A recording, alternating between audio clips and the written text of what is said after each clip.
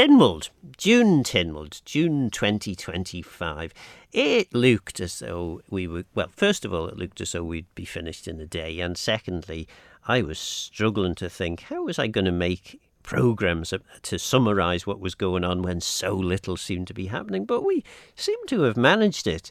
And despite 3 motions being pulled, there was quite a lot discussed. Do you think, Christian? Yeah, the 3 which were pulled were kind of the main meat of the order paper.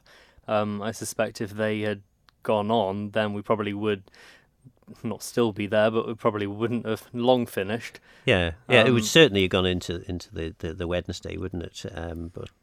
But questions. There were some interesting questions, not least the starred questions where we had discussion about the Everell inquiry. Now, the Everell inquiry reported back to Isle of Man government about in my first year as a minister back in 2006. Was that a bit of throwback for you then? Well, yes. And you think, gosh, why is this being raised? And Julie Edge, of course, asked the question of the Chief Minister.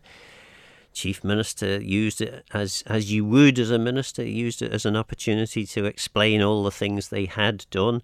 I think the last report in relation to the recommendations of the Everell inquiry was something around about 2015-14, sometime like that, at which time Council of Ministers said, well, okay, we now think we've covered all of this.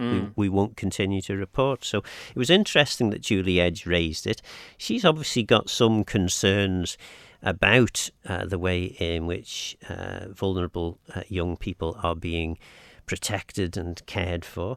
The Chief Minister, though, was fairly upbeat, and we've got this committee and we've got that, and that these facilities as are you would there. expect. Yeah, which is, yes, very much as you would expect. Then you had the question from Mr. Glover about when is senior race day not senior race day, and obviously it was definitely not senior race day this year. So we have our senior race day bank holiday.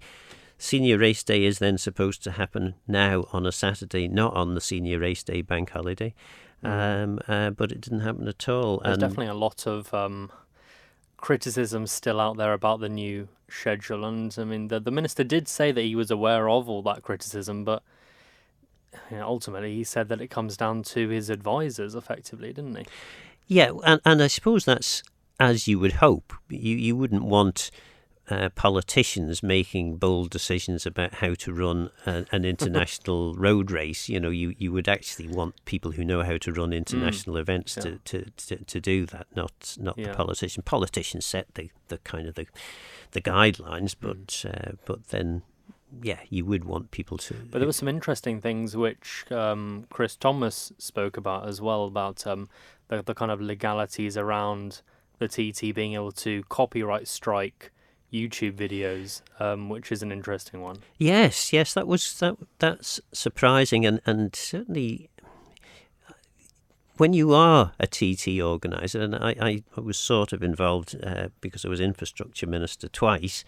You have to bear in mind that you are relying on the goodwill of an awful lot of people to run that race, particularly people who live on the island, people who are Manx residents, or whatever you want to call them.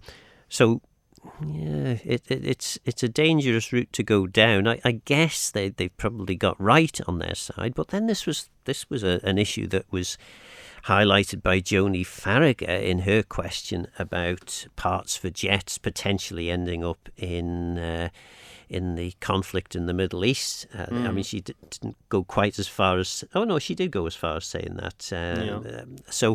And what she was arguing was, okay, international law might allow this to happen. But was it ethical? But is it ethical? I don't think we actually got an answer on that, did we? We heard that there is a licence that exists that would be required to be able to make that, but I don't think we actually found out whether any such licence was applied to any business here. Yeah, and the chief minister basically said, well, we can't have ourselves in the position of being held hostage to fortune by what may or may not be the latest ethical view from Tynwald. The point of Tynwald is it's a law-making body, not a body that makes ethical ethics statements. And law are two very different things, and I'm sure. I mean, the reason laws are changed is because enough people think that maybe they are not ethical enough that the lawmakers then decide to change them, I suppose. But like you say, when the law is written, there is no room for error, and the way it's interpreted is ultimately down to the courts. And I suppose the point that Joni Farragher, well, I know the point that Joni Farragher was making was, do you really want to be in a position of being deemed to be responsible in some small part for supplying weapons to a regime that is potentially going to be sanctioned at some time by the international court. So yeah, an interesting and unusual question, that one. It wasn't one that we would normally expect to have in Tynwald. And then, well, I don't know. There were so many other questions there. There was a question to the MUA in relation to the meteorological office advice that the MUA has had in with regard to the Airey wind farm. The chair was very, very clear that they'd had no advice that said that this was a bad idea. Then the supplementary was put in, well, have you had any advice, and indeed have you asked them? Yeah. And the chair became a little less comfortable in the way he answered from that point on, I thought, but maybe I'm just being uncharitable. Then we had tiles. Yes, yeah. Which was I don't know what the right word to say is, but obviously the tiles at the NSC, that pool's been out. Well, that section of the pool's been out of action since November 2023, I think, and. Obviously, we went down the route of, where are we up to with analysing those reports. They've spent £13,500 on the report itself and the inspection of materials. And then we had from Jason Morehouse, can you guarantee that the pool will be up and running by the Island Games, which is in 2029, so we're still 4 years away. And she didn't actually give a firm commitment. She said she'd like to think it was, but there's no firm commitment there. Yes, it's all very... well, again, any minister worth their salt is not going to give firm commitments unless they're really pushed.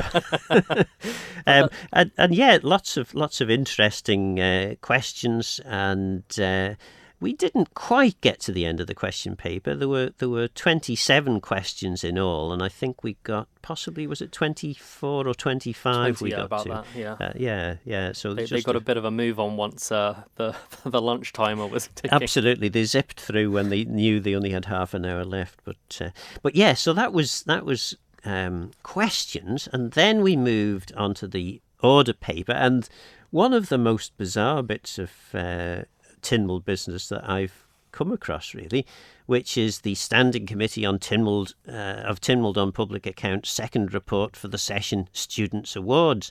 And to this motion, the Minister for Education has made several amendments. I think there's 5 altogether.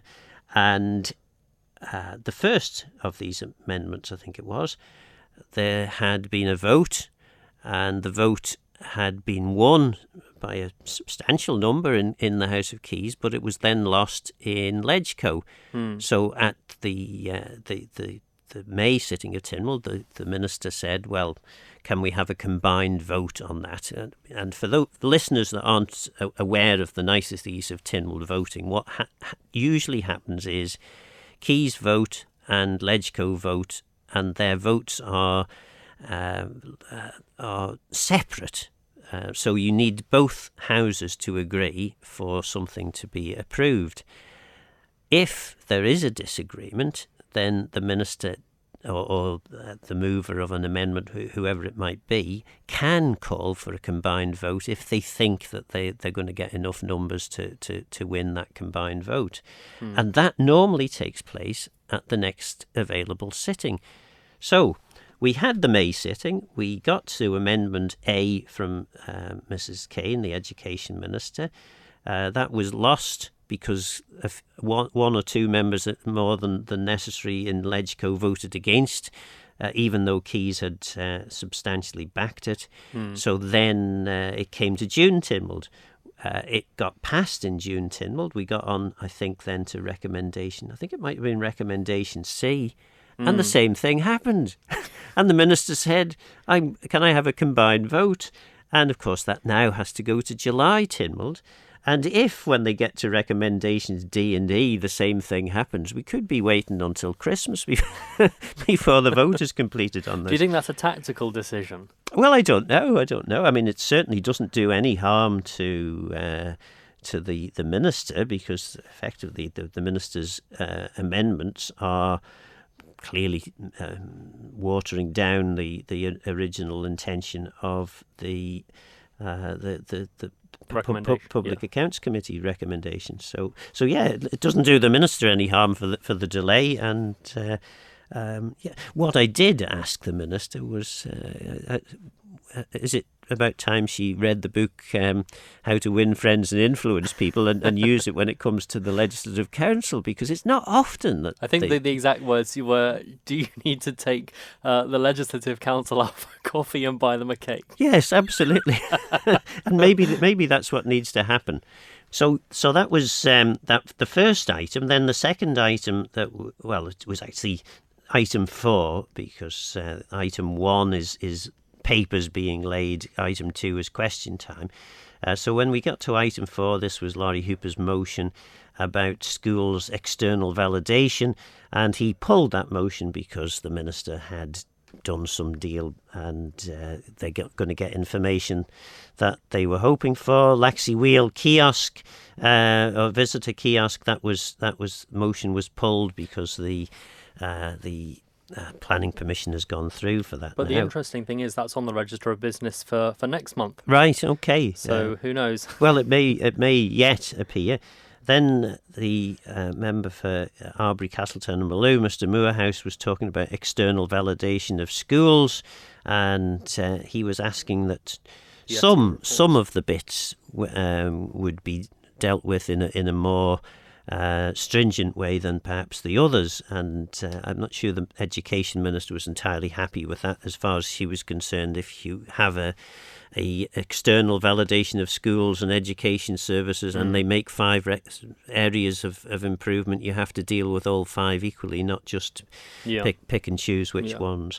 I think his kind of point of contention was with, he doesn't want the reports to just sit there. He wants to start seeing some the ball rolling.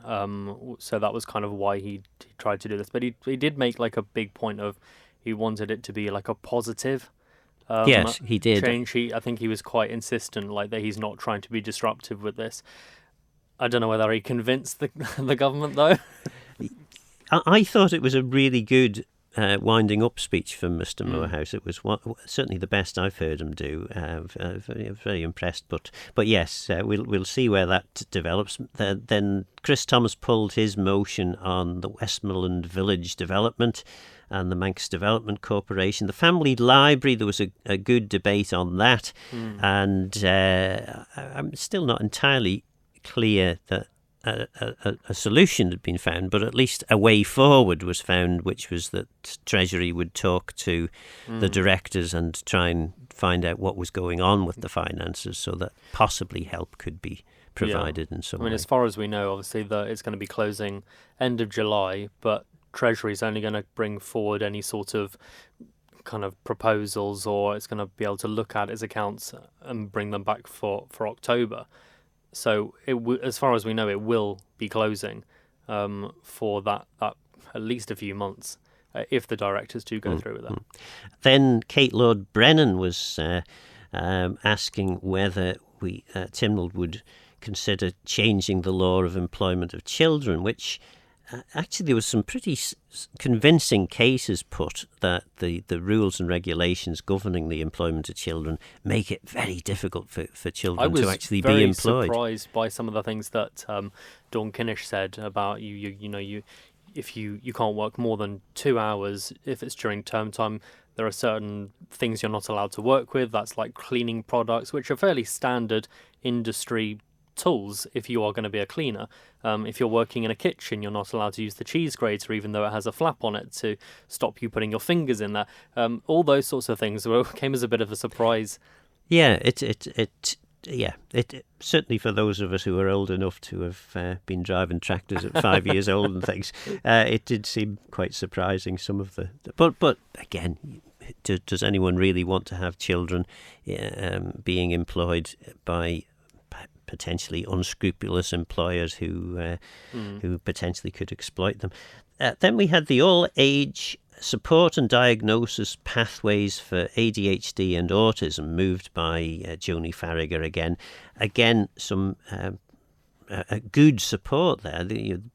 What Joni Farragher said to me afterwards was, she'd gone to the department, she'd asked how a motion could be framed so that the department was most likely to be able to help.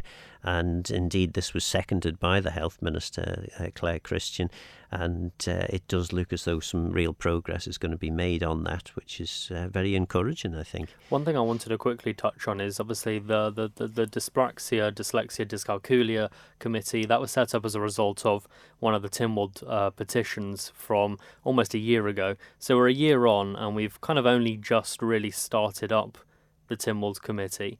Obviously, we have the general election in just over a year's time. If it gets to the point where that committee hasn't brought forward its report or anything like that, and the MHKs that sit on that committee lose their seats, at that point it becomes the discretion of the next administration whether it's going to carry anything through. Indeed, and it was ever thus. Then there were at this point I thought, right, I'll get into the Tynwald booth ready to hand back to the studio, and we had 6 orders, none of which appeared to be that contentious, but actually contentious is what they proved to be. Public sector pensions ones went through okay. There was a health and safety at work one from DEFA, then Social Security, global minimum tax. There was some level of significant debate on those, but when we got to the Criminal Justice Police and Courts Act 2007, there were 2. There was rules and what was the other one? An order, and members picked up on the fact that potentially you could end up with effectively children who had fallen into the various categories for electronic monitoring and things like this, being their details being released to the company that was going to be doing a lot of this work, which certainly led to some concern. And the minister certainly was pushed on this. The vote wasn't an absolute done deal, which. It was quite surprising. That must be quite nerve-wracking being a minister. You've brought this in front of Tynwald, and then suddenly they start picking away at bits and pieces, and you start to see your argument crumble more and more, and then it comes down to the vote. Does it actually go through? It must be quite... I mean, you as a former minister, you must have had times where you thought, I don't know if this is going to happen. Well, you always... my advice to any minister is...